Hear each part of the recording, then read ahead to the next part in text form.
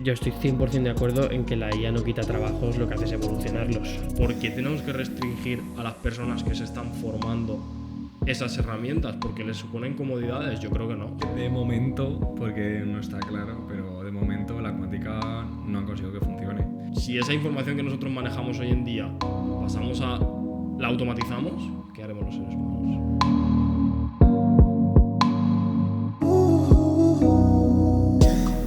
Muy buenas, ¿qué tal? ¿Cómo estáis? Bueno, bienvenidos a esta primera tertulia. Hoy estamos acompañados de Fran y Santi y presentando Óscar y servidor. En esta primera tertulia hablaremos un poco de inteligencia artificial, avances tecnológicos, así que nada, si les presentamos, ¿no? Que se Sí, presenten bueno, ellos. yo creo que se presenten ellos va a ser Exacto, casi mejor. Pues nada, Fran. Adelante, chicos. Yo soy Fran, he estudiado ingeniería de telecomunicaciones aquí con los otros tres señores. Y bueno, básicamente durante mi estadio en la carrera me he dedicado a hacer inteligencia artificial en prácticas allí en la universidad y tal. Y ahora voy a empezar un doctorado en inteligencia artificial también.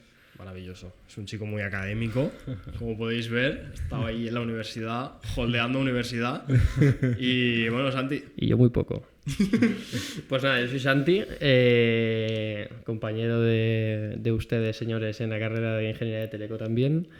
Y bueno, mi camino es un pelín diferente, aunque tampoco nos ha dado tiempo a hacer tantas cosas, pero yo acabé la carrera, me fui a hacer un máster a Barcelona porque soy pianista, entonces hice un máster de IA y de música y tal. Entonces luego acabé el máster y me metí directo a trabajar en cosas que son de IA, pero que no son de música.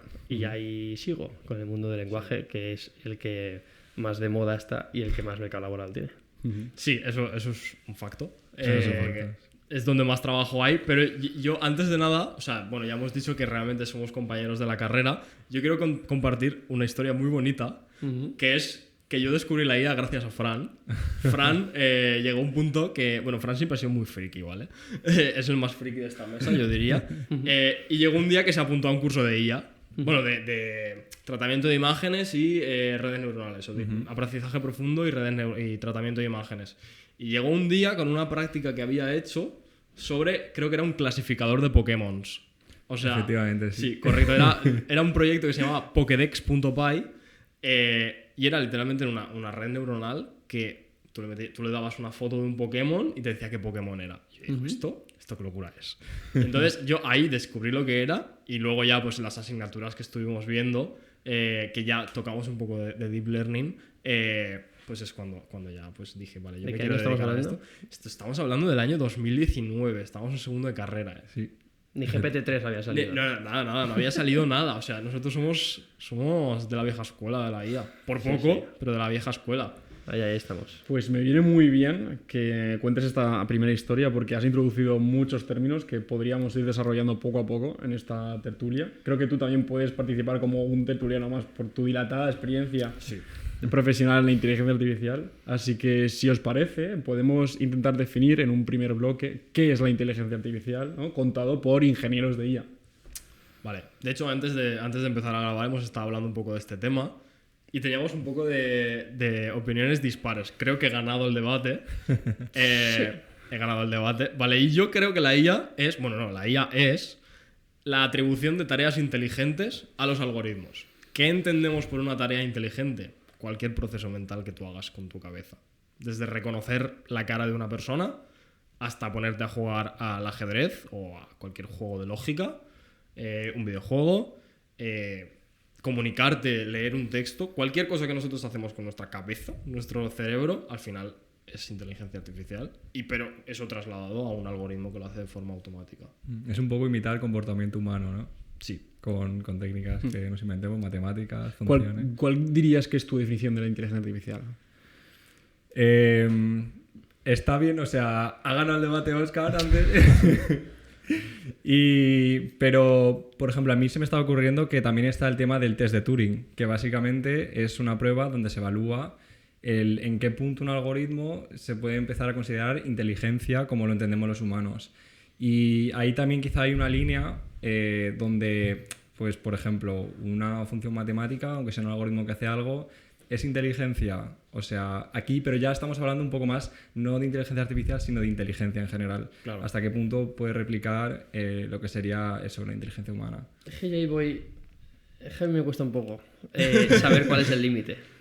Cuándo empezar a considerar algo inteligencia artificial. Porque si tú haces un script de Python en el que programas cómo jugar al ajedrez, claro, justamente jugar al ajedrez tiene como no sé cuántos millones de combinaciones posibles, Sí, ¿no? es Entonces un juego complejo. Un poco complejo, pero veo un poco, o sea, sí, replicamos el comportamiento humano porque estamos jugando al ajedrez, pero hasta qué punto programar todas las posibilidades de un juego.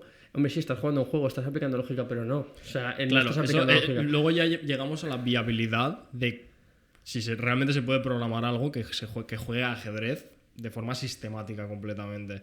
Yo soy mucho más radical. Yo pienso que sumar dos números es inteligencia artificial. Claro, entonces casi cualquier proceso de programación es... Claro, es que es así. Los matemáticos van a por ti, ¿eh? Claro, sí, pues que vengan. O sea, pero me gusta decir a lo mejor quizá que la inteligencia artificial, aunque no es exactamente esto, ¿no? Hay más cosas, ¿no? Pero un algoritmo que aprende. Eso es una parte de la IA. Pero para mí es una definición general a lo mejor más asequible para el público, quizá es al menos una buena parte de la IA es algo que aprende a hacer una tarea automáticamente y replica efectivamente un comportamiento lógico complejo. vamos a ir un poco más allá. Y creo que hay una tarea que es posiblemente la más importante que tenemos los seres humanos y es aprender a hacer cosas. A los humanos no se nos programa, que yo sepa. Los humanos nos autoprogramamos a nosotros mismos con la información que recibimos por nuestra forma de relacionarnos con nuestro entorno, y de esa forma pues recibimos información y tomamos decisiones en base a ello. Y así es como funcionan los algoritmos, que sí que entendemos, la gente normal, o sea, la gente que no es tan entendida del tema, sí que entiende un poco más como inteligencia artificial. Entonces, también aquí ya hay un nuevo término que es el aprendizaje profundo o el aprendizaje automático, que ya es un algoritmo que de base no sirve para nada, no hace nada, solo hace cosas aleatorias completamente, pero que cuando tú le enseñas a realizar la tarea que quieres realizar, es cuando realmente sí que resuelve esa tarea. Correcto. O sea, decir, es una buena manera de definir también para el público general la mayoría de algoritmos de inteligencia artificial. Yo creo que al final es efectivamente tú creas un algoritmo que de per se no hace nada y tú necesitas una cierta cantidad de datos que los utilizas para que ese algoritmo aprenda a hacer una tarea y que luego pueda asumir esa tarea con unos datos nuevos, ¿no? Digamos que eso es una definición como más o menos básica. Correcto, al final, para resumir un poco lo que la gente normal entiende por IA, los académicos y los que nos dedicamos a ello, realmente si nos paramos a pensarlo no es eso, son muchas más cosas. O sea, es una definición un poco más radical, y realmente lo que nosotros entendemos por lo que la gente normal entiende por IA, nosotros lo entendemos como modelos de lenguaje. ¿O no? Y yo creo que más o menos ha quedado bastante claro Sí, cuál es la un definición. segundo. Vamos a cerrar esto. Santi se ha quedado con ganas de más, ¿no? Este podcast puede durar 6 horas. Si nos Claro, ponemos, 6 horas. Claro, o sea, decir, la definición de inteligencia artificial es súper amplia. Y efectivamente el público general va a entender la IA como ChatGPT. Y por supuesto hay millones de cosas más allá de eso. Es un poco por donde tú ibas. Sí. Entonces, claro, es un poco difuso dar una definición clara para todos los públicos de qué es la inteligencia artificial. Ellos entenderán, ¿no? Como pues eso, pues los modelos de lenguaje parecidos a GPT o los modelos que hay ahora de generación de imágenes, ese tipo de cosas. Entonces quizá nos podemos centrar en cosas así, en ese tipo de partes, ¿no? que son más cercanas a un producto que luego se puede utilizar a las personas y que no son tan abstractas como pueden, por ejemplo, incluso Fran llegar. Sí, eso totalmente. Pero bueno, también al final es una forma de dar una visión un poco más técnica para que el que le interese realmente, y que a lo mejor también, que para eso estamos aquí, para hablar de lo que es la profesión como tal y qué conocimientos hacen falta, en qué consiste la profesión de un ingeniero de inteligencia artificial, dar una visión un poco más técnica, más divulgativa, de sobre todo aportar contexto a lo que hoy entendemos como IA, pero también el cómo hemos llegado hasta aquí, porque realmente cuando tú te ponías el filtro del perrito en Snapchat, que todos lo hemos hecho, ahí ya estabas utilizando inteligencia artificial. Sí, los modelos ahora de lenguaje, parte de ella se basa en eso.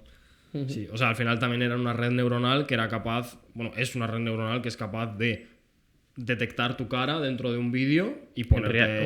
En real time iba a decir... Sí, en tiempo real sí. prácticamente, y que realmente, pues, o sea, detecta tu cara y te pone pues, el perrito o lo que tú quieras que te ponga. Y ahí nadie hablaba de la revolución. También es verdad que la aplicación no era demasiado Profunda, útil. No aportaba demasiado a la sociedad, de hecho yo creo que le restaba, pero que no era una aplicación tan trascendental, pero ya lo estabas utilizando y nadie hablaba de la revolución de la IA. Has definido un término, red neuronal. ¿Qué es una red neuronal? Para que la gente lo entienda. Venga, Fran. Eso es de Fran. Esa es de Fran. Pues básicamente una red neuronal artificial es un algoritmo que trata de imitar el cómo se comunican las neuronas en nuestro cerebro para procesar la información, y lo hacemos de manera que pueda aprender lo que nosotros queramos a partir de datos, lo que hemos comentado antes, pues podemos ajustar esas neuronas y para realizar una tarea. Entonces esto de normal básicamente es una función que realiza sumas, multiplicaciones principalmente, y bueno. Y no linealidades, pero eso ya es como muy Eso técnico. ya... Al final es una caja negra, que nos gusta mucho ese término a los telecos, que tú le metes información, obtienes una salida a partir de esa información que tú le has metido, como cualquier función, y como que la retroalimentas para que la salida sea la que tú quieres que sea. Correcto. Yo creo que merece la pena decir con respecto a esto de las redes neuronales, eso es un poco lo que habéis explicado es suficiente para entender más o menos lo que es. Y cabe recalcar que es en este algoritmo en lo que se basa lo que alguien puede conocer como inteligencia artificial más del día a día, ¿no? Cuando tú vas a preguntarle algo a ChatGPT, bastante lejos de tu mensaje que le estás metiendo, en el fondo hay una red neuronal. Entonces, es para mí la unidad básica de la inteligencia artificial más, o sea, que tiene una tarea lógica ya como bastante más compleja. Que no son algoritmos muy sencillos de clasificación o cosas así, ¿no? Cuando queremos ya algo quizá más potente, ahí es cuando ya tenemos que trabajar con esta unidad básica de computación dentro de la IA, que sería la red neuronal, yo creo. Eso es un poco lo que yo pienso. Sí, o sea, sí que es verdad que con ChatGPT no estamos hablando de una red neuronal, estamos hablando de un transformer, en este caso de gran tamaño, además. Pero bueno, que al final sí que es algo que ha pasado por ese mismo proceso del que hablábamos antes. O sea, el hecho de que tú a ChatGPT le preguntes y te responda con algo que tiene sentido en el idioma que tú le digas, con el estilo que tú le digas, es una respuesta que nace de un proceso de entrenamiento. Es un algoritmo que al principio no servía para nada y después de meterle prácticamente en el entrenamiento todo el texto que existe en Internet, sin ir más lejos, pues consiguen que realmente sea capaz de imitar ese texto. Así es. Vamos a introducir un nuevo bloque y es a qué se dedica un ingeniero de IA en su día a día, si os parece. Entonces, Fran, Santi, no sé si queréis un poco comentarme sobre qué hacéis en el día a día, en vuestro día a día, ¿no? Sobre todo para que la gente lo pueda entender. Claro, está bien porque Fran y yo tenemos perfiles un poco diferentes dentro del mundo laboral y de lo que desempeñamos en nuestros trabajos, ¿no? Fran está trabajando en la universidad, yo trabajo en una empresa. Entonces entiendo, y me corrige Fran, que quizá yo abordo tareas más cercanas al usuario, más cercanas a un producto final que puede, pues eso, utilizar un usuario a un nivel, digamos, a más alto nivel, es algo más aplicado, que no baja científicamente hasta el fondo, y lo que, en mi caso, lo que yo hago es intentar construir soluciones para problemas de usuarios que sean mediante inteligencia artificial y, en mi caso, generativa, ¿no? ¿Y un ejemplo, por ejemplo? Pues un ejemplo básico. Para la redundancia. El ejemplo básico, porque me pregunta un colega, ¿no? ¿Tú de qué trabajas? Entonces, el ejemplo básico es una empresa, tiene documentación interna de X, ¿no? Yo soy una fábrica y tengo documentación interna de todas las máquinas de mi fábrica. Entonces, yo quiero que el empleado que está trabajando en la fábrica pueda, por ejemplo, consultar documentación de una manera rápida y sencilla para agilizar sus procesos en el día a día, ¿no? Entonces, pues a lo mejor le daríamos la posibilidad de tener un chat, y ese chat, digamos, que tendría acceso a esa documentación técnica que ChatGPT, por ejemplo, de per se no tiene, ¿no? Entonces ese sería el tipo de aplicaciones que yo haría Ese es como el ejemplo más sencillo. Entonces, Al final es interactuar con sistemas de información a priori complejos, como puede ser un manual de instrucciones gigante de una máquina en una fábrica, una base de datos también, con lenguaje natural, que es mucho más cercano a un usuario que no necesariamente necesita una cualificación técnica tan grande para consultar un manual de instrucciones, una documentación compleja sobre una máquina o sobre lo que sea, o incluso pues, una base de datos con una estructura más compleja. Al final en mi caso, y ahora dirá Frank que son cosas un poco diferentes, en mi caso es trabajar directamente con una cantidad grande de datos que un usuario quiera consumir. Véase una base de datos, un repositorio de documentación de vídeos, de imágenes, un poco de todo, y buscar una aplicación a nivel de negocio, ya en este caso. Entonces ese sería un poco el rol que yo desempeño en el lugar en el que trabajo actualmente. La verdad es que es bastante interesante escucharlo a Santi. Bueno, siempre es interesante. Pero en este caso porque es que este rol, este papel, hace 5 años no existía. O sea, no había una persona que se dedicara a transicionar la IA que se hacía en academia a lo que sería un producto. Y la verdad es que es guay como ver toda esa evolución y un poco ha venido gracias a los modelos de lenguaje. Yo, sobre todo, o la tarea que se hace en general en la academia, es un poco un pasito por detrás. Pues si ellos utilizan los modelos de lenguaje o cualquier tipo de algoritmo para automatizar una tarea o para simplificarla, para aplicarla a las empresas, nosotros evolucionamos esos modelos. Nosotros nos dedicamos a coger esos modelos e intentar mejorarlos para que realicen sus tareas mejor, sea cual sea la tarea. Entonces, pues eso, básicamente entonces nos dedicamos a estudiar cómo funcionan estos algoritmos e intentar proponer cosas nuevas. Muchas veces es pues combinando cosas de diferentes campos o, no sé, hay veces que en cosas de generación de imagen dices, pues mira, esto igual lo podemos aplicar a tareas de sonido, porque al final pues puedes aplicar ciertas transformaciones y pues un algoritmo que te servía para una cosa te sirve para la otra. Entonces sirve un poco lo que hacemos para ir mejorando la inteligencia artificial, hacerla más segura, más eficiente y pues seguir evolucionando. Sí, o sea, yo realmente he vivido los dos mundos, porque yo trabajé una temporada en investigación y luego posteriormente pues empecé a trabajar más en la parte de consultoría en una empresa. Al final lo que habéis dicho, el tema académico va un paso por detrás en el sentido de que no piensa tanto en ese usuario final al que le vas a entregar una solución, sino en cómo puedes hacer una cosa elemental mejor.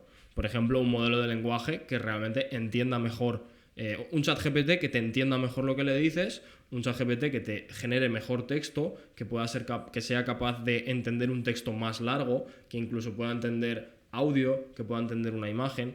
Esas aplicaciones elementales son las que se desarrollan más en la parte académica, y las partes más de aplicación puramente de, vale, yo es que únicamente quiero reconocer imágenes de coches, porque quiero ver si con esta imagen quiero ver si este coche, pues estimar el valor que puede tener en el mercado de segunda mano. Pues eso ya, esa aplicación tan concreta, tan aplicada ya a un mercado, a cierto sector de negocio, pues entonces es ya lo que se dedicaría más una parte de consultoría. Y al final, en esa consultoría, pues cada vez que leen un paper nuevo que ha salido de la parte académica, pues casi que se alegran, que dicen, mira qué bien, que este va a funcionar mejor todavía. Sí, yo añadiría lo que ha dicho Fran también, que efectivamente la profesión que yo tengo no existía, más o menos, prácticamente no existía hace 5 años, o tenía otro nombre. ¿Qué nombre tiene ahora, si se puede definir como...? Porque bueno, yo creo que catalogar, ¿no? Ingeniero de IA generativa. AI Engineer o Gen AI Engineer o LLM Engineer, sí, también el nombre fancy que le quieras poner. Sí, que al final es desarrollar aplicaciones más concretas alrededor de lo que es el algoritmo. Es como núcleo. Es como el frontend de IA, ¿no? Sí, sería algo así. O sea, al final tú tienes un LLM que sabemos que tiene cierto... O sea, un LLM entendido como un modelo de lenguaje, el ChatGPT, que tú le preguntas y él te responde. Eso sabemos que tiene ciertas limitaciones, que no es capaz de razonar, no es capaz de planificar, no es capaz de memorizar y no es capaz de... Tenía otra limitación más. Pero bueno, al final son ciertas cosas que no sabe hacer. Entonces nosotros, con ciertos algoritmos, digamos, en paralelo, que asisten a ese LLM, somos capaces de generar esas aplicaciones más al uso para una aplicación concreta. Yo quería añadir una cosa, y es que referido a esto de los roles dentro de la IA, una cosa curiosa que puede parecer un poco contraintuitiva es que en la academia normalmente trabajamos con problemas más fáciles. Porque tú dirías, bueno, desarrollar un modelo quizás más difícil, pero al final trabajas con problemas más fáciles porque tú estás centrado en el algoritmo en sí. Y entonces haces una tarea sencilla y entonces luego es el ingeniero de IA el que se pelea en aplicar estos algoritmos en problemas más difíciles. Y puede ser que luego en esos problemas más difíciles no funcione tan bien. Claro, entonces, o sea, sí. Realmente contribuye también lo que hace un ingeniero de IA, por así decirlo, contribuye también a la academia porque testea en problemas reales lo que se está haciendo. Por poner un ejemplo, el caso paradigmático de cualquier algoritmo que clasifica imágenes, que es capaz de discernir qué tipo de imagen, es el clasificador perro-gato, que ya me dirás tú a mí qué complicación tiene diferenciar un perro de un gato, pero al final es como se miden las cosas. Clasificar, por ejemplo, vamos a ponernos en antecedentes, ¿no? Estamos en la capital de Madrid, ¿no? Sí. Y estas prohibiciones que se aplicaron en su día de no dejar entrar a coches con matrícula impar unos días y otros días coches con matrícula par, ¿me estás diciendo que un clasificador perro-gato sería capaz de hacer esa aplicación? Un poquito más complejo. Un poquito más complejo. Obviamente, pero al final es eso. Sabiendo que han desarrollado un clasificador que funciona bien en esa tarea, lo que hay que hacer es emplear el mismo algoritmo para que haga la otra tarea. Y esa es la potencia también que tiene el aprendizaje automático, que no es tanto el algoritmo que tú desarrollas, sino cómo le enseñas a hacer lo que quieres que haga. Uh-huh. Sí, o sea, nos podemos poner todo lo... Sí. Esto da para largo, sí, pero efectivamente, por acabar el tema de lo de los roles del mundo de la IA, yo creo que Fran y yo un poco podemos estar incluso en sitios, no diría extremos, porque yo creo que Fran sí que está un poco en la parte extrema de la academia. Bueno, pero Fran es extremo de por sí. Pero es que Fran se dedica a investigar cómo puedes utilizar una red neuronal para que llegue un bit de información. ¿Qué estabas haciendo el otro día, Fran? ¿Leer ecuaciones, no? Sí, estudiando ecuaciones. Sí, o sea, es que Fran además está en una parte muy, muy loca de la investigación académica, ¿no? Pero yo creo que difícil, o sea, yo pondría, esta es una opinión, ¿no? Pondría dos extremos de roles dentro del mundo de la inteligencia artificial, siendo un extremo el mundo de la investigación pura y siendo el otro extremo el mundo de la aplicación pura y estar muy, muy, muy cerca del usuario. Entonces, yo creo que Fran sí que puede estar bastante cerca del extremo de la investigación. Yo creo que estoy un poco menos, no estoy aún, podría ser incluso más... O sea, podría ser incluso más aplicado mi rol. Yo aún a veces me paro y me leo un par de papers. Pero nostalgia, pero ¿no? por gusto, por nostalgia. No, necesidad. a veces que necesidad. Hoy mismo, por ejemplo, me he tenido que leer un par de papers porque estaba buscando, digo, esta técnica la quiero aplicar, voy a leer algo de documentación académica a ver qué encuentro, ¿no? Entonces, Fran y yo somos dos tipos de roles en el mundo de la IA, hay varios y creo que yo me atrevería a decir que se pueden englobar en este margen entre espectro, el mundo de la investigación, exacto, espectro entre la investigación y la aplicación pura y dura. Uh-huh. Y bueno, yo creo que hemos descrito brevemente la inteligencia artificial. Sí. Hemos descrito los roles desde la investigación pura y dura hasta las aplicaciones, ¿no?, que necesitan diferentes usuarios o diferentes empresas de inteligencia artificial. Hemos definido o hemos dado pequeñas pinceladas sobre aplicaciones que ya profundizaremos un poco más adelante. Pero me interesa una pequeña cuestión. Creo que podemos empezar contigo, Óscar, que también tienes mucha experiencia. ¿Qué bueno o qué curso o qué carrera o qué formación sería la más idónea para empezar en esto de la inteligencia artificial, ¿no? Es una muy buena pregunta. Acá hay tema. No, sí, es una buena pregunta. Para abrir un melón más. Cada uno ha tenido la suya. Sí, exacto. Totalmente. O sea, yo siempre, de broma, digo que yo el Deep Learning lo he aprendido en la calle, porque en verdad es un poco así. O sea, ahora, bromas aparte, yo digo que, o sea, yo empecé muy poco en la carrera con las cosas más básicas que hay de IA, que es la red neuronal que ha explicado Fran, para resolver tareas súper sencillas y realmente no las resuelve muy bien. Pero a partir de ahí sí que yo veo el currículum que hay en mi carrera, como el plan de estudios, y digo, vale, aquí ya no vamos a ver nada más de esto. Entonces, búscate un poco la vida. En Teleco dices. En Teleco. Lo que pasa es que aquí hay dos cosas. Uno, yo sí que me busqué la vida y aprendí por mi cuenta pues haciendo cursos online y leyendo mucho y haciendo este tipo de cosas, pero creo que fui más eficiente haciéndolos también porque tenía las herramientas que yo tenía gracias a estar estudiando ingeniería de telecomunicaciones. O sea, yo no sería capaz yo no hubiese sido capaz de entender lo que era una CNN sin haber estudiado lo que era una convolución antes. Por ejemplo. No hubiese sido capaz de estudiar lo que era una red neuronal sin saber lo que era la álgebra lineal, que serán términos súper técnicos, pero el que sepa un poco del tema entenderá a qué me refiero. Al final, sí que es cierto que la carrera no te va a llevar a esa capa tan aplicable como estábamos hablando antes, pero sí que te va a dar un set de herramientas con las cuales sí que vas a poder llegar un poco a donde tú quieras. Y eso creo que es el mayor valor que yo también le doy a la universidad, la de herramientas que me ha dado, además de haberme hecho descubrir qué es lo que me gusta a mí y qué es a qué me quiero dedicar. O sea, puede ser una pregunta muy obvia, pero después de escuchar las palabras de Óscar, ¿consideráis vosotros que sí que se deben tener unas nociones mínimas matemáticas, verdad? ¿Aprendidas en carrera universitaria o en...? Bueno, sí. O sea, es decir, creo que sí, al menos interesante, o sea, te da ventaja. Nivel matemático, sí. Tampoco, o sea, si lo quieres entender, es que, claro, aquí ya lo que hablaba un poco también de los roles. Lo que pasa es que las matemáticas, justamente las matemáticas sobre las que se desarrolla la inteligencia artificial y las redes neuronales son bastante intuitivas. Sí, no te vas a meter en detalle máximo, a no ser que seas Fran, ¿no? En el mundo del matemático, pero sí tener muy entrenado la lógica. Podéis contar también, pues, ser ágil programando, este tipo de cosas puede ser una set que te va a venir muy bien luego a la hora de aprender inteligencia artificial. Pero yo diría incluso que es más importante saber programar bien que saber... Era otra cosa que quería decir. Si tú no tienes nociones de matemáticas, pero sabes programar muy bien, lo puedes tener hecho. Ya, eso es verdad. En el extremo de la aplicación... Yo considero que sé bastante más programación que matemáticas. Así te va. Y así me va. Pero vamos a ver una cosa. Hay mucha gente trabajando en el mundo de la inteligencia artificial que no sabe explicar lo que es una CNN. Ya. Por ejemplo. Entonces, y está trabajando ahí. ¿Por qué? Por lo que decía un poco antes del espectro. Tú puedes estar muy lejos del mundo de la investigación y es muy óptimo conocer al detalle, y yo recomiendo a todo el mundo que se intente meter en la IA conocer primero las bases, sin ninguna duda. Eso Lo sí, recomiendo 100%. al 100%.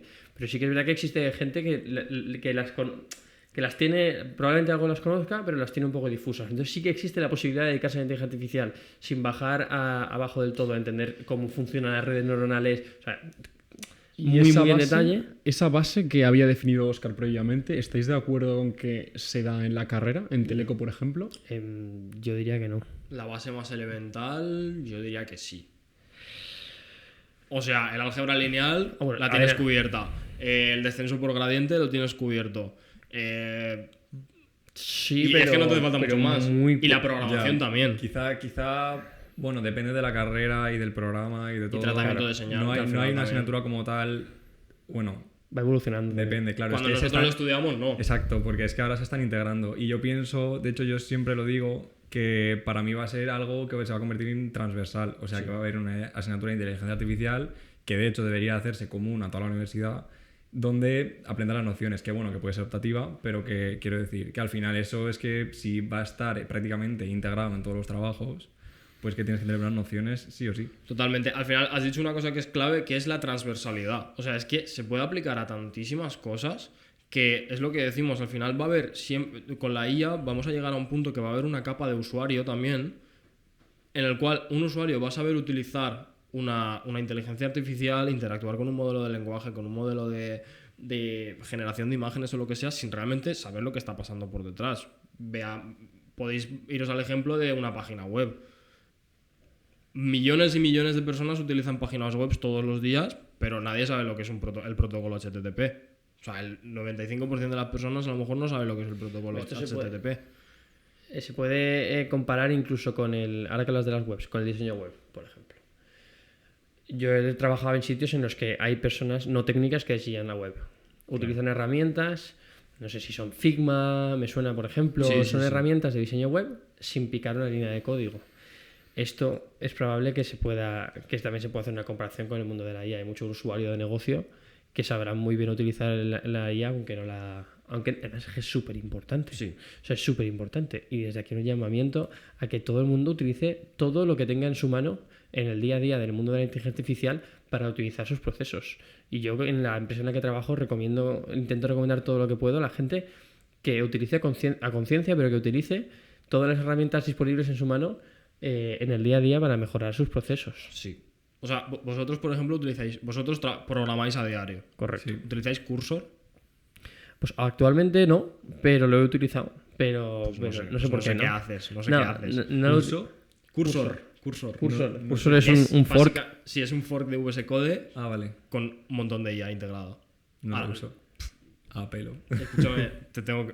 Descárgatelo mañana. Lo primero que vas a hacer cuando llegues a la oficina. Pero sí, desde luego que la aplicación, o sea, decir, de verdad que es súper importante Sí. y aún a estas alturas, ¿no? Casi 2 años o ya 2 años, estamos en aniversario casi con de la presentación de ChatGPT. Porque creo que se fue el Sí. 30 de noviembre de 2022 o el Sí. 29, 28. Sí, Lo recuerdo es verdad. que salió justo cuando estábamos en una clase en el máster de la universidad. O sea, Y empezamos como vosotros locos. sí que os acordáis de cuándo salió. Yo es que Sí, sabes yo lo que sí, pasa, que sí, yo sí. o sea, antes de que existiese ChatGPT, yo ya sabía lo que era un GPT. O sea, había escuchado lo que era un GPT, que era un modelo generativo de texto. No era un modelo de chat, es decir, Claro. era un modelo que continuaba el texto que tú le dabas. Entonces Pero tú ponías... sí tienen un playground, con el que podías Sí, hablar. era eso. Entonces tú ponías 1, 2, 3 y el texto seguía 4, 5, 6, 7 y paraba y le decías ahora en francés y empezaba ande, toi, tal. Entonces no era un chat, era como hacer texto, Sí, ya sí, está. sí. Y luego ya cuando salió la aplicación de chat sí que fue cuando lo... Pero yo ahí era como que no le di importancia, tío. Yo dije, mira, esto Yo sí que lo vi muy fuerte. Sí, era muy heavy. Sí.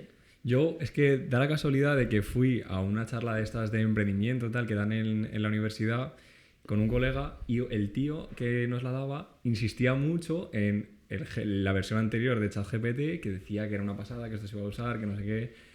Y yo lo vi, digo, esto está muy bien, interesante, pero en el momento no dije esto va a ser el pelotazo, ¿sabes? Yo no lo vi tan claro. Voy a dar un dato que no sé si es cierto, pero yo lo doy y luego lo contrastamos. Me encantan los datos. Sobre todo No los sé que no sabes si si... son ciertos. Claro, va por ahí, pero el dato exacto no lo voy a decir, pero yo sé que ChatGPT creo que es uno de los productos digitales con adopción más rápida de la historia.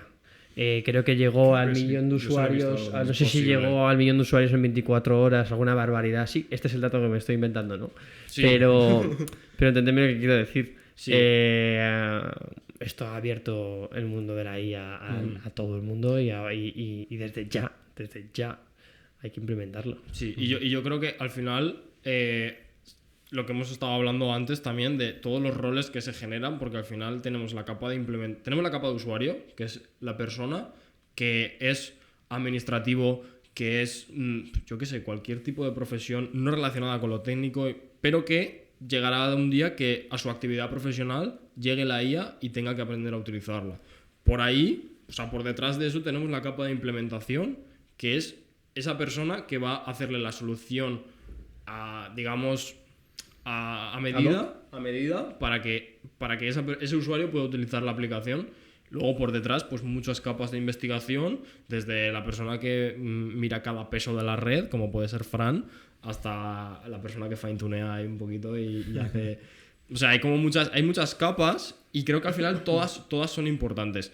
Y yo mi consejo personal para cualquier persona que se quiera dedicar a la IA es que contra más te familiarices con las capas inferiores, o sea, no pasa nada si tú eres, no lo sé, mecánico de coches y en tu taller tienes implementada una IA para consultar el inventario de piezas de tus proveedores, de lo que sea.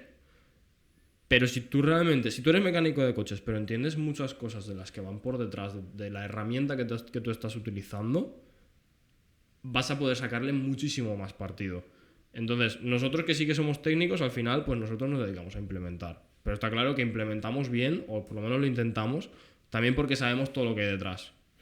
Y al final, creo que mi consejo, sobre todo para este podcast, es que la gente, que sí que es muy interesante, la IA es súper útil, pero que no se queden en la punta del iceberg, que es lo que vemos todos. Porque al final, al final va a llegar un punto que todo el mundo la vamos a utilizar. Y no te va a diferenciar el hecho de que la utilices o no.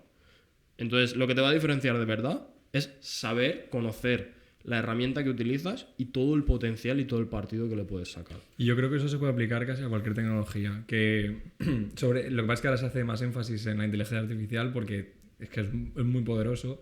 Pero para cualquier cosa automatizada, cualquier elemento que sea automatizado, sensores, maquinaria, tal, al final cuantas más nociones tengas, mejor vas a poder usarlo y todo. O sea que 100%. Creo que, querido Óscar, has abierto Siempre gano los debates. Es que soy maravilloso. Voy a ser político. Bueno, sí, Ya veremos. te pega bastante. Creo que has introducido un tema muy interesante. Todos los melones que se están abriendo hoy en esta mesa son bien hermosos, como diría mi abuela. Pero ¿hasta qué punto va a repercutir en el día a día de las personas? Por ejemplo, vamos a suponer el caso de una administrativa del Estado que su día a día es hacer 3-4 clics, cambiar ficheros, jugar con una interfaz. ¿A esa persona le va a repercutir en algo que sepa o que no sepa la inteligencia artificial? O mejor, reformulo otra pregunta. ¿Creéis que la IA la va a sustituir en su trabajo? A eso iba a ir. Es que la que no se entere mucho de la película la despiden. Eso, punto número uno. ¿En cuánto tiempo? Eso ya depende. Porque depende de factores externos. De la administración pública seguramente sea del último sitio donde la echen, pero de una empresa, al final, si tú, con las herramientas que tienes para desarrollar una tarea, necesitas 3 personas en vez de 10 sin las herramientas, pues vas a tener las herramientas y 3 personas. No sé si me explico. Yo creo que eso a nivel empresarial ya quizás se puede ir notando. Lo que pasa es que esto lo se habrá escuchado mucho, o sea, ya se escucha, ¿no? Yo estoy 100% de acuerdo en que la IA no quita trabajos, lo que hace es evolucionarlos, por supuesto, y supongo que ha pasado en todas las revoluciones industriales que han ocurrido con el tiempo. En el año 80 nadie se imaginaría, o en el 70, cuando había 4 empresas gordísimas haciendo cosas de informática y ya está, que en el año 2000 iba a haber una cantidad de .coms espectacular que iban a revolucionar el mercado. Entonces iban a aparecer una cantidad de roles que antes no existían, y con la aparición de la IA desaparecen roles y aparecen nuevos. Claro. O sea, aparecen nuevos, y el mismo es el mío. O sea, el primer ejemplo es el mío, y es la creación de un trabajo que gestione esa IA a cambio de que haya algún trabajo que probablemente desaparezca. Pues trabajos que sean súper automatizables. Claro. Ese es el primer paso. Trabajos que sean súper automatizables. Es como, por ejemplo, ejemplos se me ocurren varios. Desde una persona que busque jurisprudencia, a una persona que se lea documentos o Excels para validar algo que es validable con un LLM.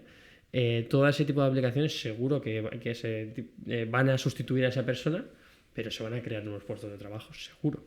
Sí, yo creo que la única barrera ahora es porque ahora mismo la tecnología que hay es capaz de hacerlo, es un poco que el mercado lo asimile, se adapte, claro, y confíe. Porque claro, eso es, por ejemplo, también pasa mucho en el ámbito médico, que quizá hay algoritmos que son capaces de ayudar, y lo que pasa es que es difícil en qué medida confiamos en lo que me está diciendo esta técnica de inteligencia artificial. ¿Me puedo fiar? Luego, ¿a quién va la responsabilidad? Yo creo que está un poco cuando se pasen esas barreras, será cuando se podrán integrar este tipo de cosas. Pero la tecnología para hacer eso está ya. O sea, ¿creéis que todavía no hay una evolución en las empresas como para asimilar esa revolución, ¿no? Porque creo que por tus palabras podríamos suponer esto de la IA como una nueva revolución. No tanto en las empresas, sino en el mercado en sí. O sea, tú no puedes coger ahora mañana y todos los trabajos que sean automatizables en cierta medida mandar a todo el mundo a su casa al paro. Porque no, o sea, directamente el mercado no es capaz de asimilar todas esas personas sin trabajo, además de que el mercado no es capaz de invertir todo el dinero y tiempo necesario para desarrollar toda la IA que sea capaz de automatizar todos esos procesos. Esto es como todo, necesita un tiempo, una cantidad de recursos humanos y de capital para ir automatizando todos esos procesos, a la vez de que, pues, también podemos diferenciar entre procesos de alta responsabilidad y de baja responsabilidad. A mí que, no sé, que cuando me llegue un correo me lo responda automáticamente ChatGPT, pues depende de qué correo. Si es un correo de spam, pues ya tenemos una IA que nos filtra el spam y nos lo manda a la carpeta de spam. Pero si es un correo importante de tu abogado que tienes que responder, pues a lo mejor interesa que lo respondas tú. Sí, claro. Sí, además iba a decir con respecto a la adopción, yo creo que efectivamente la adopción requiere tiempo, y las empresas van, por lo que yo veo, adoptando IA, pero cada uno a su ritmo. Cada uno lo que hace es identificar en su empresa, o bien él mismo con la ayuda de consultoría, por ejemplo, parte de consultoría, las necesidades o los problemas que puede solventar utilizando inteligencia artificial. Pero eso requiere pues hacerlo poco a poco. También lo que decía un poco Fran, tienes que dejarte llevar a que esto puede ocurrir. Y luego lo que he visto yo pues en ponencias, congresos del mundo tecnológico en España, por ejemplo, es que a lo mejor las grandes pues ya tienen cosas potentes quizá, plataformas propias, con eso, por ejemplo, plataformas propias de inteligencia artificial. Imagínate, pues es una multinacional que a lo mejor pues tiene eso, toda una manera de desarrollar IA para sus procesos, pero las pymes pues no, por ejemplo. Entonces poco a poco irá sucediendo esa transición y efectivamente, como decían tanto Óscar como Fran, irán desapareciendo ciertos roles, irán apareciendo nuevos, pero sí, lo que tengo claro es que va a suceder también poco a poco. Nvidia sacó un artículo muy interesante sobre cómo habían automatizado un montón de procesos dentro de su empresa, obviamente utilizando su infraestructura, su hardware y todos los investigadores que tienen ahí contratados, que son de los mejores del mundo, en beneficio propio, pero al final es lo que tú dices, pues claro, los players más grandes son los que primero hacen estas cosas y luego va descendiendo en el mercado también a medida que se van abaratando costes y facilitando los recursos. Os quiero poner, quiero plantear otro ejemplo, ahora va para Fran. Antes hemos supuesto el caso de una administrativa del Estado que está, toda su carrera profesional, aprobó después de aprobar unas oposiciones. Nótese que está hablando de un funcionario. No, exacto. Pero imaginémonos ahora que estamos hablando con un estudiante de Derecho, ¿no? Tercero o cuarto de Derecho. ¿Cómo creéis que la inteligencia artificial, si quieres responder tú primero, Fran, le puede afectar o hasta qué punto debería aprender inteligencia artificial para aplicar, antes lo comentaba Santi en un ejemplo, aplicar jurisprudencia a través de una inteligencia artificial o qué nociones debería aprender, si debería aprender alguna, claro? O sea, por ejemplo, a la hora de enfocar su futuro laboral. Exacto. Porque, por ejemplo, a mí no paran de salirme anuncios en Instagram de IAs que te ayudan en clase. Que te leen, que por ejemplo, justo es que en el ejemplo del estudiante de Derecho, si tienes que leer de no sé cuántas leyes, pues te puede ayudar a condensar información o tal. Pero bueno, que eso vale para Derecho y vale para cualquiera. En el caso del futuro laboral, de lo que sería ese chaval, yo es que creo que es problema tipo que te imaginas cuando estás trabajando con el modelos de lenguaje. Dices, ¿dónde podría ayudar yo más con un modelo de lenguaje? Y prácticamente el primer ejemplo que te sale, o de los primeros, es ese tema, porque al final son muchas cantidades de información que te ayuda a resumir.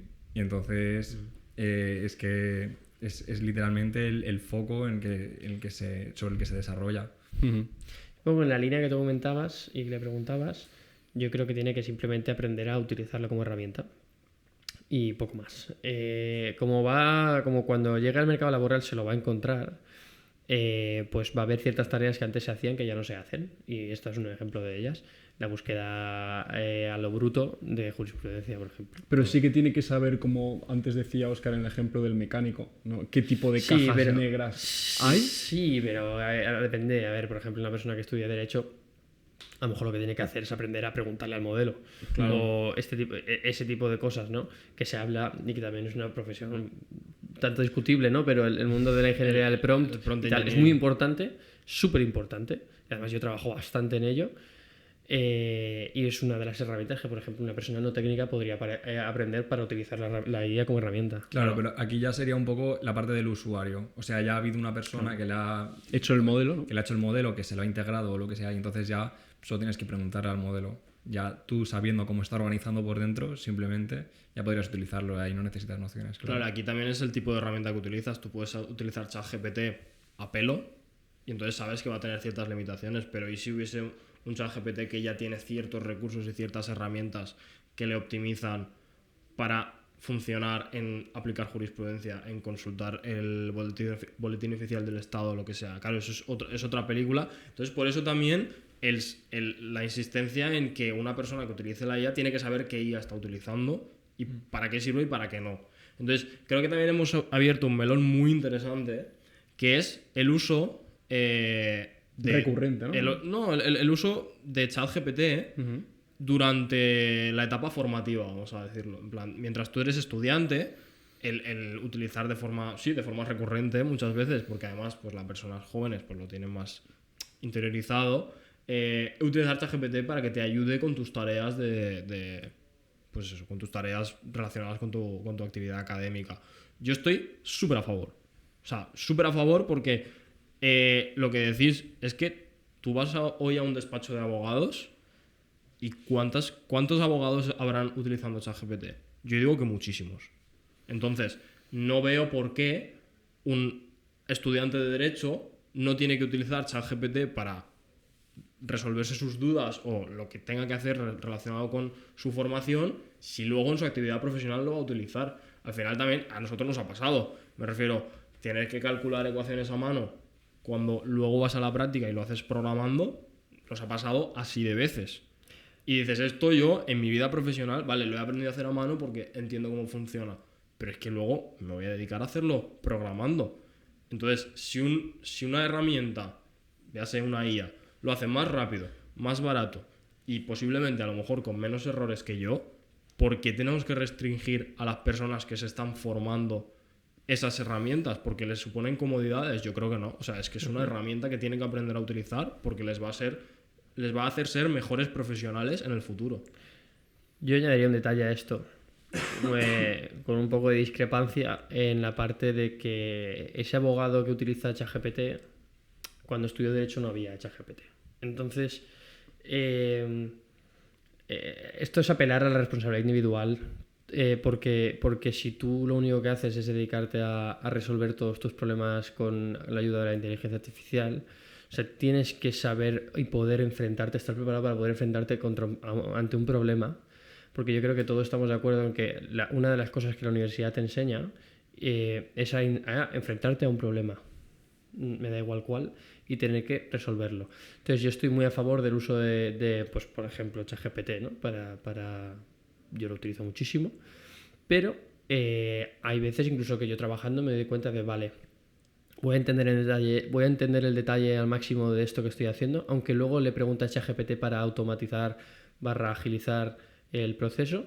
Voy a utilizar la herramienta para que me ayude a aprender, pero no hay que olvidar que el proceso de aprendizaje tiene que ocurrir, y si en algún momento tiene que ser, en algún momento concreto, un poco más lento para que te tengas que enfrentar a la tarea tú solo y vértelas aquí de frente, eso te va a ayudar también. O sea, ¿crees que lo ideal sería, disculpa Fran, es ponerte con ChatGPT, preguntarle el problema a ChatGPT y tú con una hoja en blanco resolver el problema, intentar resolverlo, ¿no? Y comparar esas dos soluciones, ¿no? Sí, o coger ideas, en fin, no sé, hay muchas maneras de enfocarlo, pero... O sea, al final también, o sea, voy a matizar. Después de lo que ha dicho Santi, voy a matizar. Sí que es cierto que obviamente yo digo esto dentro de la concepción de que un abogado va a ser buen abogado siempre y cuando sepa lo que haga. Ponemos el caso del abogado, pero al final abogado, ingeniero, médico, lo que sea. Sí. Siempre y cuando sepa lo que haga. Defender al dama, ¿no? Él solo.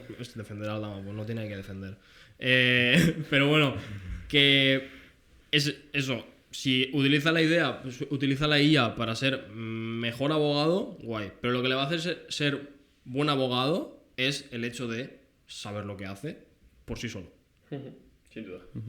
Es que yo voy a decir que para el tema de la educación, sobre todo en niveles base, yo creo que lo que pasa es que es inevitable que al final los chavales acaben usándolo, que se acabe integrando de cierta manera, porque es que al final tú mandas un trabajo para casa y si el chico le dicen que está prohibido pero conoce la herramienta, pues la va a usar, porque la va a usar. Entonces yo creo que... ¿Habría que limitarlo? Lo que pasa es que esto es una tarea que yo no tengo la respuesta y creo que de momento nadie la tiene, de cómo enfocar la educación a partir de ahora, porque claro, ahora tienes un profesor 24/7 que te va a resolver las dudas, pero te resuelve las dudas y te hace la tarea, entonces... Yo hablándolo al hilo de lo que comentas, hablándolo con algunos directores de coles, concertados, privados, me notaba en sus palabras ciertos signos de preocupación, porque es cierto que, por ejemplo, la capacidad de síntesis se había perdido totalmente en los alumnos. Has puesto el ejemplo de, oye, hay que hacer un resumen de, no sé, el periodo del trienio liberal, por ejemplo, en historia, y la capacidad de síntesis de los alumnos había mermado porque inmediatamente cuando tenían que hacer el resumen lo hacían a última hora, 5 minutos antes de entregar la tarea y preguntando a ChatGPT, ¿no? Entonces, por eso te preguntaba si considerabas que había que poner un límite, ¿no?, en el uso de ChatGPT. Depende de la etapa educativa, pero puede que sí. A niveles base, como decía Fran, de colegio y demás. Sí. Yo ahí sí que lo tengo bastante claro. Porque un niño de 10 a 12 años, al igual que... Bueno, habrá que ver los límites, ¿no? Pero al igual que a lo mejor no le darías un móvil, pues a lo mejor también... es que ese niño tan pequeño tiene que aprender a buscarse la vida. Claro. Entonces es una herramienta que te lo da todo demasiado fácil. Yo lo utilizo en el día a día para automatizar cosas súper repetitivas y para coger ideas y para un montón de cosas. Pero en el caso de un niño, por ejemplo, sin duda, yo lo caparía o efectivamente rediseñaría el método educativo, pero es bastante complicado. Sí, además, o sea, lo que está claro también es que la educación, sin ser yo un experto en educación, pero lo que no puede ocurrir es que la educación se quede de brazos cruzados y lo único que haga es prohibir el uso de ChatGPT o de herramientas de IA, porque creo que no es la solución correcta. Y es inviable. O sea, es como si en matemáticas te prohíben utilizar la calculadora. O sea, pues a lo mejor a la... No sé, a la 20ª raíz cuadrada que has hecho a mano... La calculadora no tiene capacidad de síntesis. Y ChatGPT sí. Pero al final la calculadora es una herramienta que tú utilizas para hacer una cosa más rápido. O sea, ¿tú puedes hacer una multiplicación a mano? Sí, claro que sí. Te sabes las tablas, las pones ahí... Pero es que la calculadora la va a hacer mucho más rápido. Porque estás intentando ir más allá. O sea, tú al final haces una multiplicación porque quieres hacer una cosa mucho más compleja. Entonces la multiplicación es una cosa repetitiva, que es un puro trámite que tú tienes que hacer. Entonces aquí lo que hay que hacer es, pues, igual que se va a ir adoptando la IA en la industria, en todas las actividades económicas y profesionales, y un montón de procesos, pues, se tiene que ir adoptando también en la educación y entender que la IA, pues, los modelos de lenguaje principalmente, forman parte de nuestra vida y cada vez van a formar más. Entonces, para que los niños y las personas, los jóvenes y las personas que se están formando aprendan a utilizarlo, al final de lo que se trata es de ir introduciéndoselo, enseñarles también para qué sirven estos recursos y para qué no, y también ir exponiéndoles poco a poco y que les vayan ayudando a realizar esas tareas que antes sí que sabían resolver por sí mismas, pero poco a poco pues se convierten en más automatizables y ya no es tan relevante que sepas hacer una raíz cuadrada a mano. Una pregunta a nivel un poco más general, ¿no? Muy hilado con lo que estábamos comentando. ¿Creéis que la aparición de una inteligencia artificial mucho más desarrollada o mucho más aplicable al usuario, al frontend, como decíamos antes, creéis que esto puede repercutir en una pérdida de habilidades? No os digo a nivel muy escolar, sino más a adultos, ¿no? Nos lo dan todo hecho o nos estamos acostumbrando a tener esa facilidad. ¿Creéis que es un trade-off, ¿no? Sí. Ganamos mucho en aplicación, pero perdemos en habilidades cognitivas. Yo creo que es un poco trade-off porque quizá muchas veces el chat no te da lo que quieres y solo te lo da si preguntas bien. Y con esto, ¿qué quiero decir?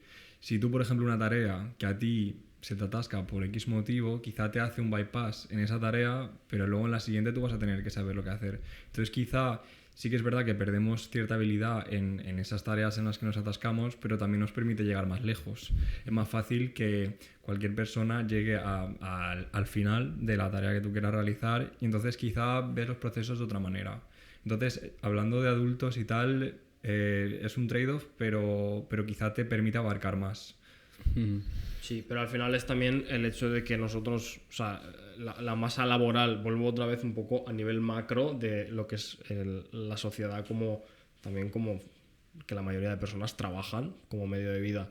Antes, la gran mayoría de la sociedad tenía trabajos físicos porque había que mover objetos y mercancías de punto A a punto B, había que estar en las fábricas fabricando los bienes que luego se consumían, y ahora pues una grandísima parte de la población trabaja en sistemas de información y en este tipo de cosas pues es una persona sentada en una silla delante de un ordenador. Entonces, a donde quiero llegar con esto es que nosotros al final también hemos perdido capacidad física de que no hacemos tanta actividad física porque nos dedicamos más a la información y no tanto al trabajo físico.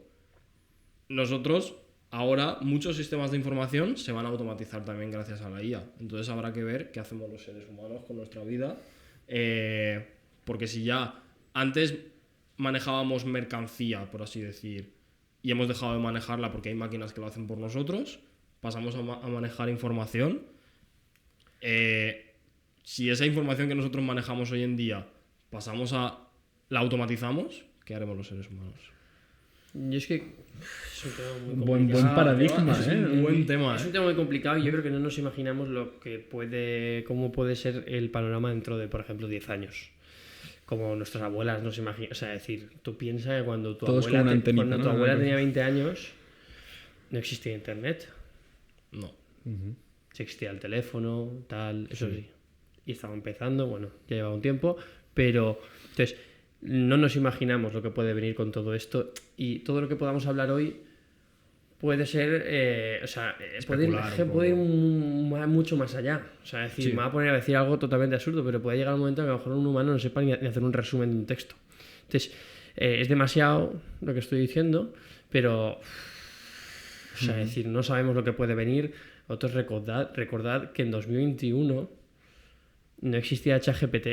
Escribimos un TFG sin ChatGPT. Claro, fuimos la última generación de seres humanos. Escribimos un TFG todos en ChatGPT, correcto. Y eso es un cambio de paradigma muy fuerte. Es una revolución industrial muy fuerte y creo que no nos imaginamos lo que puede llegar a pasar. Y con la IA, que ahora llevamos alrededor de un año y medio, que cada vez salen modelos más potentes. De hecho, el modelo que tenemos ahora al ChatGPT original de 2022 hay años luz de capacidad de razonamiento del modelo, por ejemplo.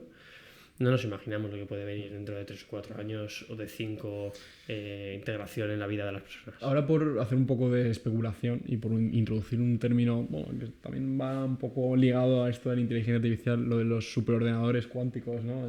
¿Creéis que esto va a estar Esto Fran sabe cerquita? bastante. Sí, creo que a Fran se le ha dibujado una sonrisa en la cara, ¿no? Cuando... Es que de momento, porque no está claro, pero de momento la cuántica no han conseguido que funcione.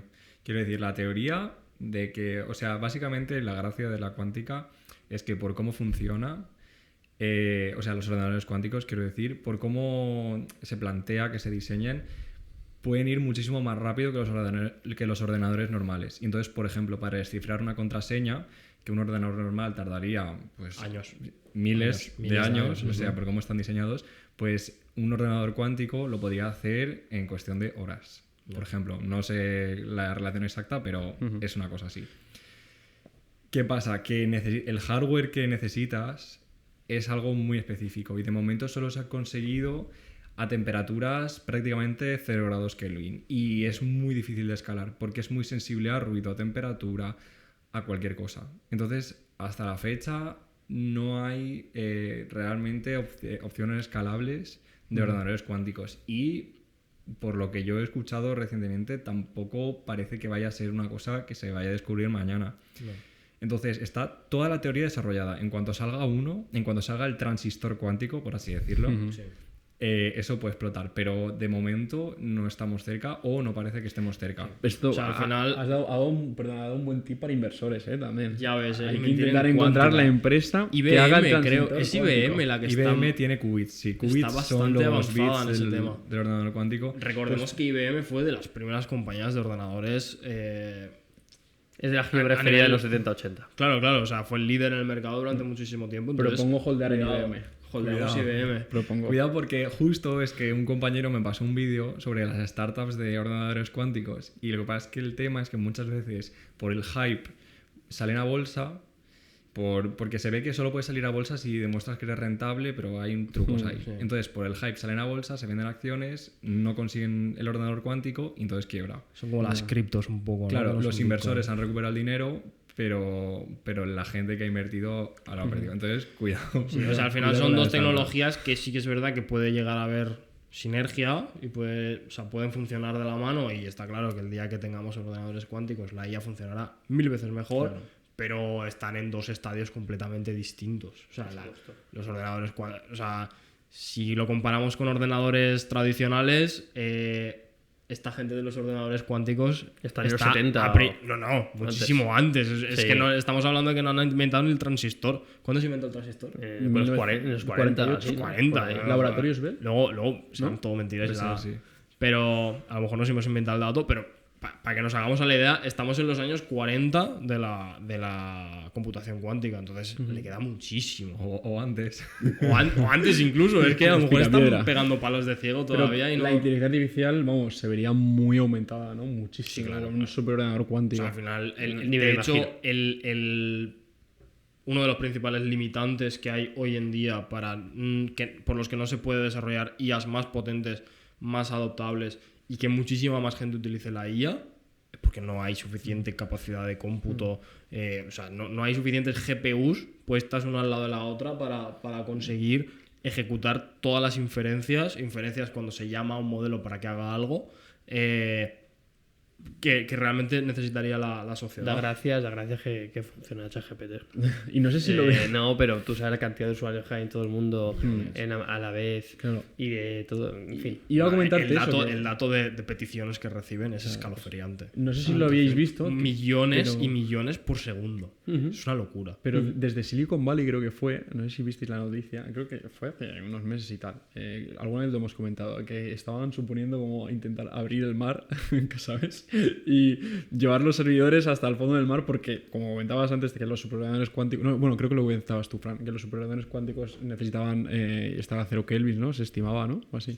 Entonces, quiero decirte que la temperatura de todos estos servidores de inteligencia artificial era tan alta que estaban pensando en cómo escalar y necesitaban muchísimos refrigeradores. Es por muchísimos- temperatura y Exacto. por consumo energético. O sea, Una barbaridad. ese hardware consume una energía loquísima, pero muchísimos vatios y vatios de potencia. Ahí también entramos en otro paradigma, ¿no? Claro, que es el tema ambiental, que realmente ahí entran muchísimas cosas. O sea, de hecho, el consumo de energía eléctrica per se no es contaminante. O sea, los átomos los electrones pasando por un conductor es algo que no contamina. Lo que realmente contamina es el cómo obtenemos esa energía eléctrica. Entonces, al final, la IA per se, funcionando con mucha cantidad de electricidad y mucha potencia, no es contaminante. Lo que es contaminante es lo que hacemos nosotros para conseguir esa energía. O sea, es un problema distinto al final. Leí el otro día, no sé si será verdad, pero ahora mismo el consumo energético de la IA supone el 7% del consumo mundial. Me encanta de que electricidad. ninguno de los datos que hemos ¿Fuente? dado hasta ¿Fuente? el momento ha sido contrastado en ningún Bulos, momento. son todos bulos. Es que Bulos, bulos. Twitter hace muchos años. No, pero sí, o sea, me lo creo en el sentido de que consume muchísima energía y es una cifra que es verosímil. Y si ahora mismo no estamos en esa cifra, llegaremos y nos la pasaremos tranquilamente. Sí, perfectamente. Entonces, ahora que estamos hablando un poco de la parte oscura de lo que es la IA, que obviamente pues no hay soluciones perfectas para nada, vamos a hablar un poco de qué es lo que no puede hacer la IA y a qué nos enfrentamos cuando en los retos en qué dirección va a ir el desarrollo de modelos de inteligencia artificial en los próximos años. Como bien he comentado antes, por ejemplo, yo estoy relativamente informado sobre las limitaciones que se plantean hoy en día con los modelos de lenguaje, que pueden y que no pueden hacer.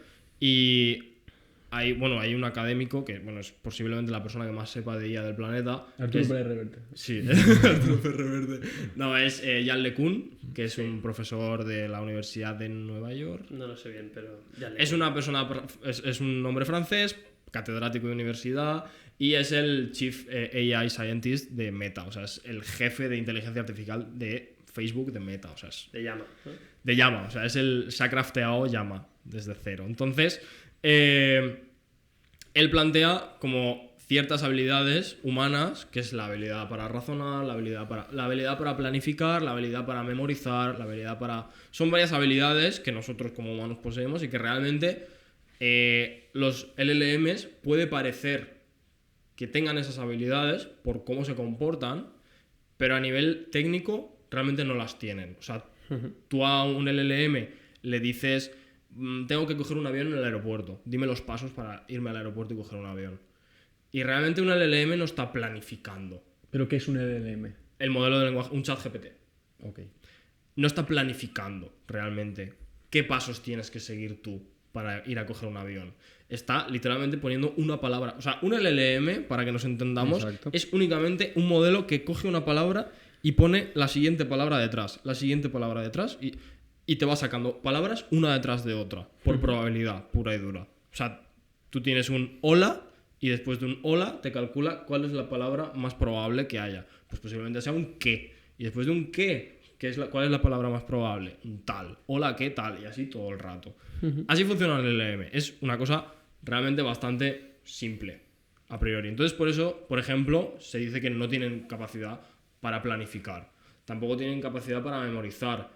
Realmente sí que tienen una ventana de contexto como tal, pero tú le tienes que... Pero a cada vez que tú le pides que genere texto, no es capaz de recordar el texto que ya ha generado antes. Entonces tú se lo tienes que volver a repetir, el texto que ya ha generado antes. Entonces, por ejemplo, estas son las limitaciones y por eso se habla de que un LLM no es realmente una inteligencia artificial general, que es lo que se habla mucho de AGI, de inteligencia artificial general, que es la idea feliz que se quiere vender un poco, que estamos yendo hacia ella, pero realmente la gente que sabe de verdad, que puede ser Yann LeCun y puede ser otros muchísimos académicos, no están de acuerdo con ello y saben que queda muchísimo. A ver, yo soy también del team de que el modelo no razona. Porque nosotros somos más frikis, entonces sabemos que por debajo al final no deja de ser todo un mundo matemático, y efectivamente en este caso de los modelos de lenguaje, consecución de palabras, ¿no? Entonces decir que el modelo razona, yo lo catalogaría como incorrecto.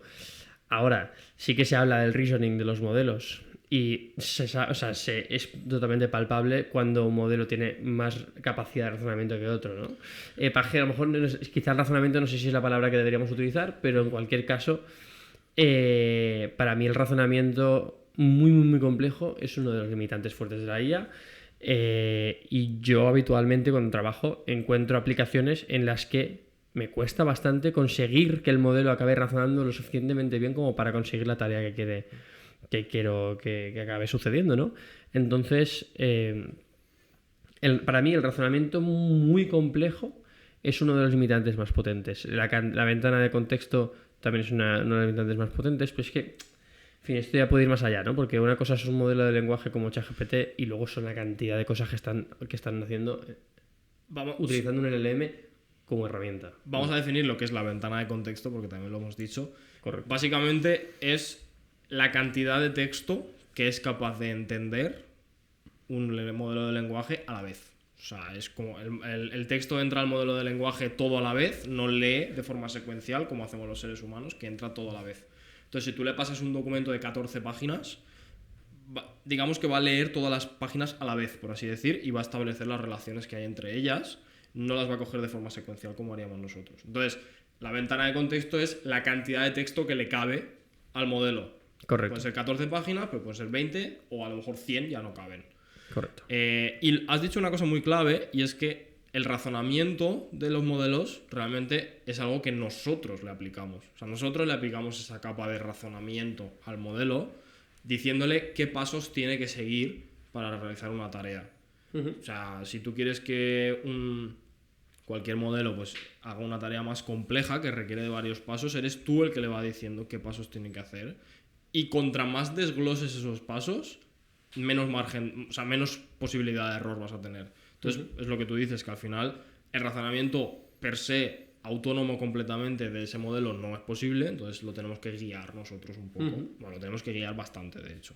Y hilado con el razonamiento también yo creo que que quizá también se puede incluir dentro de razonar, que es ser creativo, la creatividad. Que lo que pasa es que hace poco tuve una conversación interesante de cocina, porque hubo creo que fue en un congreso que hicieron una competición, Ricard Camarena contra una IA, de hacer un menú.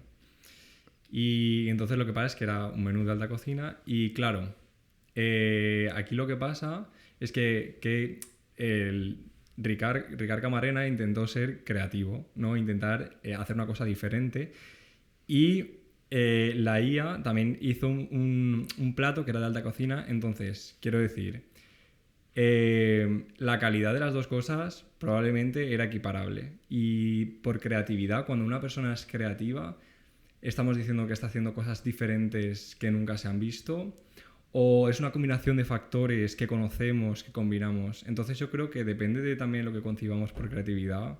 Es que aquí me estoy perdiendo un poco, Sí, pero... no, pero yo te estoy entendiendo. O sea, primero hay que definir previamente quizá hay que qué es la definir- credibilidad para mostrar a la IA lo Sí. que es la credibilidad, ¿no? Sí, exacto. Es que por creatividad, claro, aquí podemos yo creo que entender dos cosas. El salirte de lo que conocemos y descubrir algo nuevo, o de todo lo que conocemos, combinar diferentes cosas para crear algo diferente. Entonces yo creo que lo segundo puede ser que sí que sea capaz de hacerlo la IA, pero lo primero puede ser que ahí eso sea una de las limitaciones de la IA. Y eso es lo que quería decir con el ejemplo de lo de la cocina, de lo del congreso este. Que en este caso Ricard Camarena sí que pudo hacer un plato quizá creativo, mientras que la IA va a hacer una cosa que es de muy alta calidad, que puede ser que no se haya visto, pero que se basa en conocimiento que existe. Eso es lo que me refería. Sí, al final es que un modelo de lenguaje, bueno, cualquier IA es un mono de repetición, por así decir, un mono de imitación, por así decir. O sea, hace lo que tú le has enseñado mediante los datos que le has enseñado en el entrenamiento. Entonces, creativo no es per se, porque realmente lo que está haciendo es imitar el comportamiento creativo humano, que es el que le hemos enseñado nosotros durante el entrenamiento. Pero la creatividad humana per se, al final es hacer cosas nuevas nunca antes vistas, y eso realmente es que si nunca lo has hecho no se lo puedes enseñar a una IA durante un entrenamiento. Sí. Lo que pasa, o sea, lo único a añadir en este tema es que sí que es verdad que ahora a nivel industrial y empresarial, yo creo que las nuevas iniciativas que salen con respecto a la inteligencia artificial, sobre todo de players más pequeños, va a deconstruir cosas sobre un modelo de lenguaje y utilizar su inteligencia para una aplicación más compleja. Entonces, pues bueno, hay muchas cosas, nos vamos a poner a hablar en detalle, ¿no?, de esto, pero sí que es verdad que ahora, cuando ya sabemos cómo funciona un modelo de lenguaje y las limitaciones que tiene, es cuando el foco está en crear aplicaciones utilizando un LLM como orquestador, como herramienta de la aplicación, para poder conseguir cosas más complejas. Entonces, bueno, sí que es verdad que hay ciertos algoritmos, ciertas aplicaciones que van on top of el LLM, que sí que mitigan las limitaciones que tiene. Pero si nos ceñimos al modelo de lenguaje, esas limitaciones que tiene, ya veremos si algún día se pueden Solucionar, paquetar. Sí, o sea, se pueden evitar, pero probablemente tenga que incluso cambiar el paradigma de que es un modelo de lenguaje. Sí, pero eso ya es ponernos un poco filósofos. Vale, pues yo creo que ya para ir cerrando, porque llevamos una hora larga ya, quiero que acabéis dando un consejo para esa persona que le interesa la IA, que quiere dedicarse a ello. Suena muy tópico esto que vamos a decir, pero creo que sirve también. Vuestro consejo de qué le recomendaríais o qué es la cosa más importante que consideráis que habéis hecho para llegar donde estáis ahora mismo, dedicándoos a la IA y sabiendo tanto de este tema. Fran. Pues yo creo que para empezar, sobre todo, lo más fácil, lo más útil y lo que a mí me parece más interesante es moverte un poco por tu cuenta. Si tienes a alguien que te puede guiar, mejor, siempre. Pero yo creo que ahora hay muchísimos recursos en internet, una barbaridad, que te pueden ayudar a darte nociones y ya un poco y enterarte del mundo. Y luego ya a partir de ahí ya empezar a tomar decisiones de para dónde quiero tirar para aprender cosas más concretas, qué es lo que me hace falta a mí para lo que yo quiero hacer. Porque yo creo que también depende un poco de cada uno de qué necesitas. Yo animaría a trastear mucho también, un poco en esa línea, a trastear mucho también con las herramientas de IA que hay y que existen y que se van desarrollando y que se van a ir desarrollando. Y yo sí que animaría, porque es que nunca va a venir mal, dedicarle algo de tiempo a los básicos del mundo de la IA, porque tarde o temprano te vas a dar cuenta de que te gustaría saberlos. Entonces, por ejemplo, aunque yo haga tiempo que no veo una red neuronal, sé cómo funciona. Claro. Entonces, eso, quieras que no, algún día en algún momento probablemente te va a servir. Entonces, yo sí que recomendaría a esa persona a que no sé si tiene que empezar exactamente por ahí, pero en algún momento bajar un poco a entender esos básicos de la inteligencia artificial que te permiten, cuando tú vas a defender qué es lo que sabes y vas a poder explicar en detalle y fundamentar lo que vas a contar en la base, ¿no? Entonces ese sería un consejo que daría, y luego el que comentaba antes también, trastear mucho y información ahí a tu alcance. Sí, el que yo daría sería principalmente una actitud, bueno, dos cualidades, aptitudes que hay que tener. La primera es, como habéis dicho, la curiosidad, puramente la curiosidad de el querer siempre aprender más, siempre saber más, no conformarte con lo que ya sabes, tanto a nivel teórico como a nivel de hacer cosas, sino siempre intentar ir un paso más allá, cuestionarte las cosas y realmente entender todo lo que estás haciendo, y contra más al detalle vayas mejor, porque es lo que te va a dar una base siempre. Y ya no hablamos de IA, hablamos de cualquier cosa, pero bueno, hoy que estamos hablando de IA, nos vamos a eso. Si yo he aprendido a hacer 4 cositas con ChatGPT, que me sé automatizar 4 cositas con ChatGPT, genial, pero molaría mucho y te ayudaría muchísimo más a ser mejor haciendo lo que haces, aprender a ir un paso más allá, aprender por qué ChatGPT funciona bien en eso que tú has hecho y por qué no funciona bien en esa otra cosa que estás intentando y que no te sale.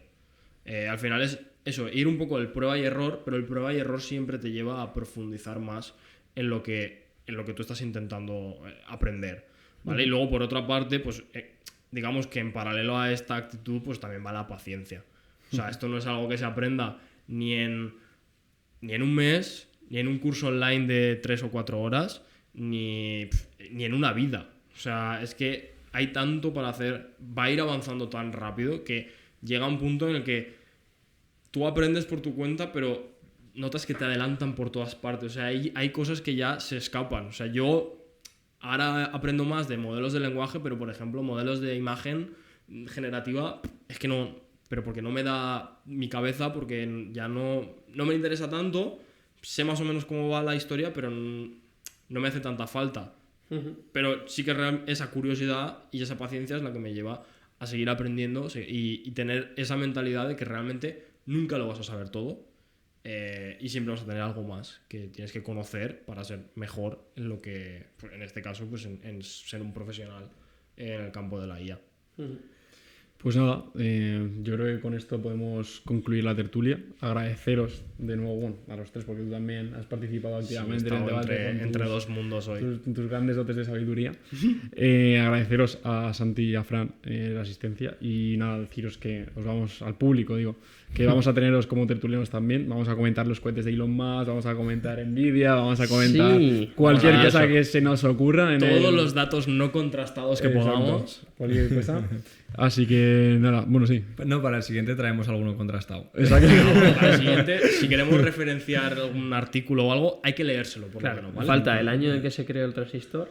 Ese hay que averiguarlo. Yo diría 48, Laboratorios Bell. Podríamos hacer eso, ¿eh? En plan, entre capítulos, todos los datos fake que soltamos, que nos lo diga la gente también. Igual hay que desmentir, y como contrastarlos en el siguiente, ¿sabes? Estás invitando también a la audiencia que nos denuncie por malas prácticas. No, porque en el siguiente... Yo me la juego, al de ChatGPT me la juego. 1 millón de usuarios en menos de 24 horas. Yo al 7%, yo con eso. 7% de energía, y el transistor se inventó en el... 48 Laboratorios Bell. Buah, muy preciso. Me ha venido 54.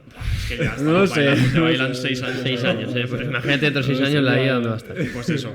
Bueno, Al siguiente capítulo contrastaremos estos datos, para que no seamos aquí gente falsa. Vamos aquí de científicos, pero luego nos inventamos las cosas, y eso no puede ser. Así que nada, agradeceros vuestra presencia. A vosotros. También A vosotros. en mi nombre. Esperamos que hayáis disfrutado y esperamos que vengáis muchas veces más a dar más datos infundados a nuestro podcast. Así que nada, nos podréis ver en Spotify, en YouTube también. YouTube, TikTok. Y bueno, y nos podéis seguir en nuestras redes sociales, y esperamos que os haya gustado mucho el podcast. Nos vemos en el siguiente capítulo. Un saludo, un abrazo.